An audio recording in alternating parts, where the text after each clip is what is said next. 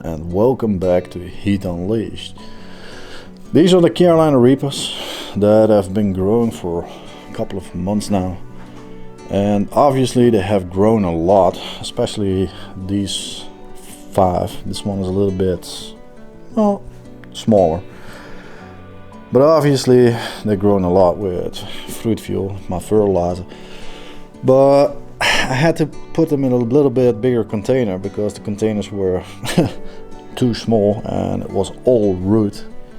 But now they have some space to grow. I placed them in 1 liter containers, but they're already rooting like crazy right now. And obviously they are too big to place in the grow tent. The size of the plant with a container is taller than the space between these 2 shelves. But the sun is shining and it's enough light to grow them in front of the window. But I still have a couple of problems. I use some off-the-shelf potting soil. I don't believe in buying very expensive stuff, in this case potting soil, because it doesn't make a lot of sense. I'd rather buy high quality fertilizer and some cheap potting soil and make my profit that way than buying very expensive potting soil that only works for a couple of weeks and then I still have to fertilize it with fertilizer. But in this case I use something from the supermarket that has a lot of fungus now. So today I'm gonna treat the soil again with nematodes, fertilize it again because they need a fertilizer again. And the reason I need to fertilize it, the plants have a lot of roots and this potting soil is already drained of fertilizer, so I need to fertilize it again with fruit fuel, but in a very small amount. I don't need to use the full dosage, I just need to use for small plants right now. A lot of people have something against removing flowers, buds or fruits from very young plants. A lot of people don't realize this, but when you're growing in containers this small or even smaller, the nitrogen or fertilizer in the soil will be depleted in a very short period of time. So the plants are sending out a signal from, hey, we need to reproduce, otherwise we're gonna die. So that's the reason why plants are developing fruits at a very early age. It's not very healthy for a plant. I know a lot of people say, I'd rather have some fruits now, but I'm not one of them. I'd rather have a couple of kilos per plant at the end of the season than having a couple of fruits at the beginning of the season. Plants are not fully developing as they should when they're producing fruits on the plants at this age. And flower drop at the beginning of the season when you place the plants outside in bigger containers, it's just because there's more nitrogen in the potting soil that you're using then. So I rather remove the flowers or even fruits right now, introduce way more fertilizer so that the plants are used to get a lot of fertilizer, and when they're ripe enough to get outside, when I place them in a bigger bucket or root pouch with a lot of potting soil, they're already used to a higher nitrogen level, so they're not going to stress out, and then they're ripe enough to produce fruits or buds, flowers, fruits. And I actually found out over the years that when I'm doing it this way, I have a very low risk of flower drop because the plants are already used to a high nitrogen level. So first of all, I'm going to use a new product. It's called Rootguard, not Asgard, but Rootguard. It's a bio-stimulant and it prevents root rot, stem rot, but it also prevents a lot of fungus and bacteria that can be on the leaves and all that stuff. And you can apply it by introducing to the roots or by spraying it on the leaves. And this is a very easy product. I have 3 liters of water and I'm gonna put 75 milliliters of Rootguard into it.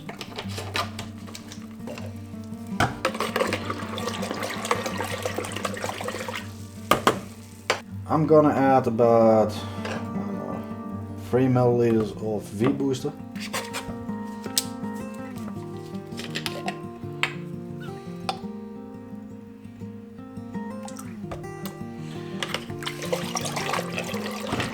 And this is the new version, it's V2. It also can be applied to the leaves. So that's the difference between V1 and the V2 version. Next thing is fertilizer. So I'm going to use a small plant dosage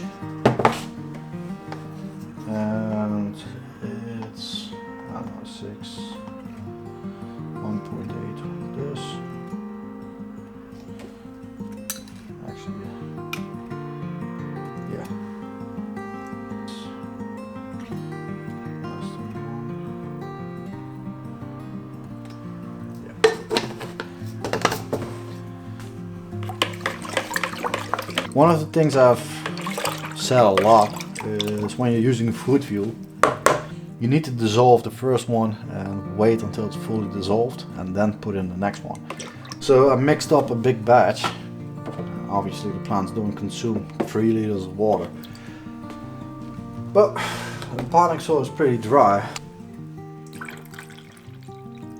So I put in half a liter of water and it's already going down. So I'm gonna wait 5 minutes, and after 5 minutes I'm taking this one out and putting a fresh one in. So you can see the difference. The bottom part is wet, the top part is dry. Root guard is a very powerful product, so you only need it in the beginning and then you spray it on the leaves, because it kills off bad funguses and bad bacteria, especially Pythium, which is very damaging for peppers, tomatoes, and even all plants that are very fragile at the root area. And it's actually developed for monsteras and designer plants that are very fragile. And when you grow stuff with tissue culture, the most beautiful plants are often the most fragile of them all. So I rather use a product like that and protect my plants than having plants that are developing root rot over the period of time, which is a very annoying problem. That's not even easy to fix, because a lot of people only are using stuff against root rot when they're having root rot, and guess what? It's still gonna kill the plants eventually. So I rather inoculate the soil and spraying on the leaf right now and not having the problem at a later age. The best part of it all, both of these products are fully organic and fully vegan, so there's nothing damaging about it. When you're growing peppers or tomato, I get it when you say, I'm not going to use root guard, it's pretty expensive. When you're growing monsteras, philodendron, or even tissue culture, or guess what, that stuff will save you a lot of money. And the last one. So the water line dropped a lot, so I think I'm about 150 milliliters to 200 milliliters per plant each third day or so. One of the questions I get a lot is, why do you like growing peppers and tomatoes? And I always say the same. My channel is called Dutch Pep Lovers. I love growing peppers and the science behind it. But I also have a new channel, it's called NutriGrow Solutions. And there it's more specialized in the science behind fertilizers, how to use it, and the results you can have with fruit fuel or proline or even the organics, because these are fully organic and fully vegan. So yes, I love growing peppers and I love to talk about fertilizers. So therefore, two channels, Dutch Pep Lovers and NutriGrow Solutions. One of the questions I get a lot is, why does NutriGrow Solutions only sell dry fertilizers for the accept of the organics? And there's a pretty simple reason for it. When you buy a package, it's all fertilizer. The NPKs are always high. Yeah, I'm not gonna sell very expensive Perrier to people because, well, that's what you're buying when you buy a liquid-based fertilizer. It contains a very low amount of NPK. When you have, for example, an NPK in a bottle of 1 liter, that's say 222, it's a total of 6% of NPK in a bottle. So the person that mixed a batch has to put in enough minerals just to create a total percentage of 6% of NPK. That's not a lot, because guess what, 94% of it is, well, say 95% is water. That 1%, most of the time it's a stabilizing agent and a little bit of trace minerals.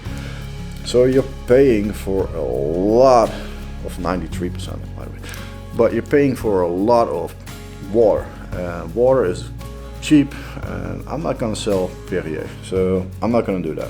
So I'd rather sell a product which has high NPK and it's all minerals, no water, no annoying stuff with bottles and all that stuff, or blowing up bottles.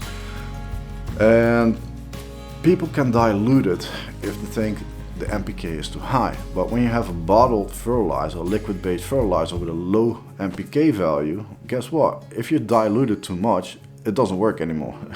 There's nothing left. So I'd rather sell people a dry fertilizer than a liquid-based fertilizer. Also, a liquid-based fertilizers are known to burn plants, not because of the NPK, but bases or acids has to be introduced to stabilize the total mixture.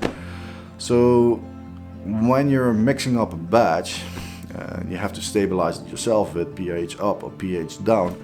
You're introducing a lot of bases or acids, and when a container with potting soil dries out, the concentration of acids rises. So yeah. So I'd rather sell a product that's all minerals